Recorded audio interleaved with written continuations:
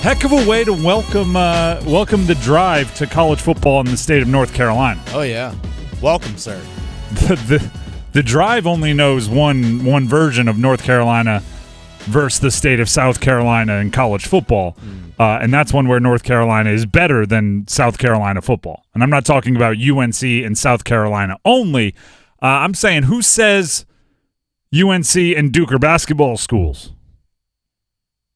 In prime time, over the same holiday weekend, UNC beats South Carolina, Duke beats Clemson. Take that, South Carolina, as a state. That's right. Your state stinks. As a state, as a record label, and as a bleeping crew. Don't worry, you still have like South Carolina women's basketball. Hold on tight. And there's some good women's basketball here too, so you might not even have that. Here's the thing.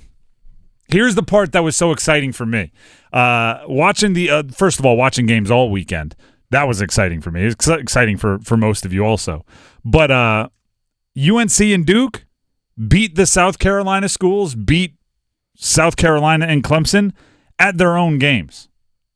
That's exciting, right? When you look at the teams that look at themselves or fancy themselves as the bullies, or you look at the teams that fancy themselves as football schools, and you beat them, but you don't just beat them, you beat them at whatever game they choose.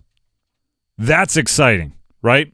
What has Clemson done since Deshaun Watson since probably before Deshaun Watson was there? They beat you with timely electric playing by their quarterback. Electric plays, big the whoa plays by their quarterbacks.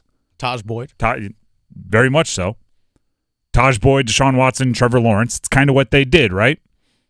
And then they had just an overwhelming advantage at skill positions, and your defense could never really keep up with them. We're talking about going back to Sammy Watkins and DeAndre Hopkins and Martavis Bryant and Mike Williams and T. Higgins and on and on and on and on, and Justin Ross and on and on and on. Well, guess what? Duke had the electric playmaking from their quarterback, including a out of nowhere, seemingly impossible at the beginning of the play, 44-yard touchdown run from Riley Leonard.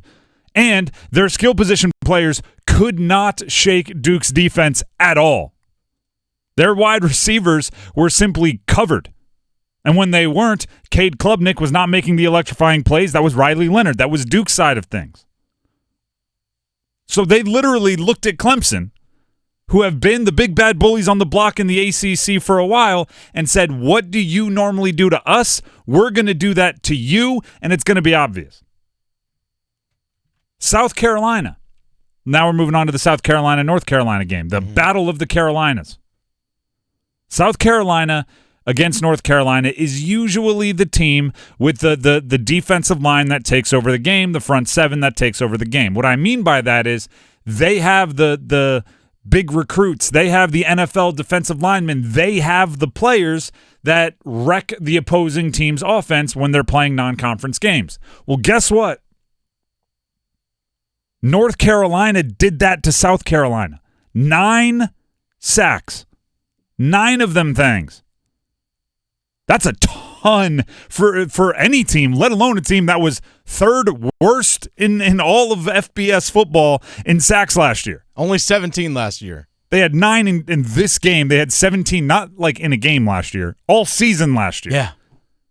Out of 131 FBS teams, they were 128th in sacks per game a season ago. They had 9 in game number 1. They bottled up the run game. Now, I know in college it's a little confusing because sacks count against your rushing total, and when you have 9 of them, that's going to affect things. 31 carries, though. If you just look at the overall stats, 31 carries for South Carolina, -2 rushing yards. That is North Carolina's defense dominating the offensive side. That is North Carolina's defense doing what South Carolina tries to do. Right? They got Javion Clowney and this guy and that guy, and they all end up in the pros. No. Carolina did that to South Carolina. This is beating their teams at their own games. This is North Carolina as a state saying, what does South Carolina do best? We're just going to do it better. This is going up against the Warriors and saying, I think we can beat them by shooting the 3. Yeah. Like that's exciting. Like you want to talk trash in a rivalry, that's how you go ahead and do it, right? Don't try to beat them at something else, right? Beat them at what they do best, and what else are they going to say? There's nothing to say. There's nothing you can say. The only bit of trash talk that South Carolina as a state might be able to give back to North Carolina as a state after that is there is something kind of powerful about knowing that if a team beats you, they rush the field.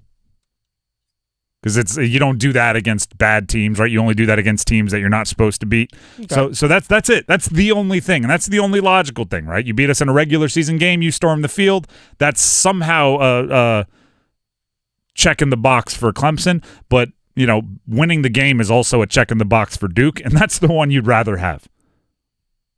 By the way, Clemson, 17th in the country last year in athletics revenue. South Carolina was 27th in athletic revenue. North Carolina, 32nd. And we don't know Duke's revenue because they're a private school, but you can assume they're fourth on that list. Their basketball helps, but with their football program, you'd guess it wouldn't be up that high. Yeah. So for everyone saying that money is everything, winning follows money, the North Carolina schools found a way to overcome that against the South Carolina schools. Yeah, how'd that SEC money work right now? Way to go, South Carolina. Yeah. Way to go, LSU. We'll talk about it. Way to go. But that's I'm trying not to just here's the thing, and that, honestly, we'll talk about Deion Sanders in Colorado later. There is a part of me that wants to rein in the rubbing it in people's faces a little bit because it's just week one. But here's the thing: North Carolina and South Carolina aren't going to play again. So no matter how their seasons go, North Carolina has the bragging rights on South Carolina. Duke and Clemson aren't going to play again unless it's the ACC championship game. And I think if Duke gets to the ACC championship game, they'll be happy to have rubbed in everything in everyone's faces after week one. When it comes to the state of South Carolina, I'm always 100% in on rubbing it in their faces and their stupid mustard-based barbecue. Their state sucks. As we continue to dive into football season here and then basketball season and everything else that follows, eventually I'm going to get to the root of Dennis Cox versus South Carolina as a state. Oh, you'll know. But for the meantime, I'm enjoying it, and I'm sure this weekend was one of your more enjoyable in college. It was college great. sports. I had feet propped up on Saturday night watching UNC demolish South Carolina. My girlfriend, she's a huge Carolina fan, and that was there last night for Duke Clemson, which was just remarkable. The atmosphere at Wallace Wade was something I've never seen before. At Wallace Wade, it was great. It was hilarious seeing all the Clemson fans just walking out of the stadium early in the fourth quarter, realizing we just lost to Duke. Just lost to Duke. There is something cool. They took that L home with them. As a player, when your stadium looks so dramatically the other team's colors, one side of the stadium was pretty orange. It was, yeah. Behind Clemson's bench, outside of the student section for Duke was all orange. And then by the end, just to have the stands look empty on that side because all of the orange left and there's just a loud group of your home fans, it's a very, very good feeling. And Duke got to experience that. Credit to them.